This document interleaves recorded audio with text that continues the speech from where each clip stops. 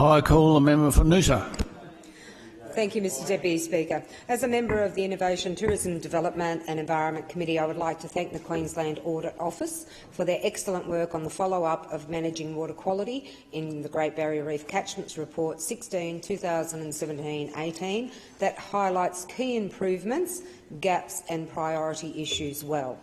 As identified, the key gap is that industry-best management practice programs are only reporting participation in and accreditation of their programs rather than reporting on the actual best management practices adopted as a result of them. This is a long-standing situation which is meant to be addressed in the next round of contracts, according to the report. Outlined as well are the difficulties in regard to land management practices, with the Department of Agriculture and Fisheries still unable to adequately report on the level of practice change in management practice because it does not possess the necessary management practice data to measure the change. Even though accreditation rates in the grazing and smart cane best management practice programs have increased, best management programs, according to information supplied, is that only 2% of graziers and 7% of cane growers are participating.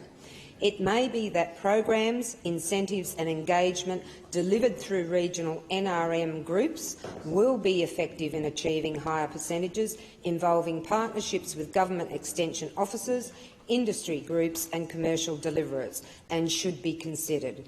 Effective outcomes can be achieved from working together, not from criticism of our food producers. There are also gaps in monitoring evaluation around land clearance and riparian vegetation, as riparian management has the potential to play a significant role in achieving targets. Failure in the current system to track land use change is also a significant issue, as well maintaining long-term monitoring of land use and practice adoption. The use of remote sensing to track key practices can assist in this.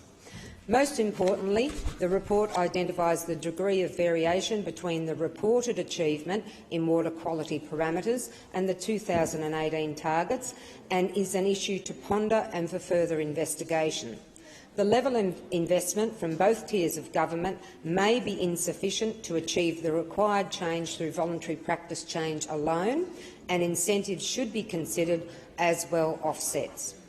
Regulatory approaches may accelerate change. However, there is much debate about the cost-effectiveness of mandating for diffuse source pollution, considering the difficulty in compliance and the history of being able to monitor these.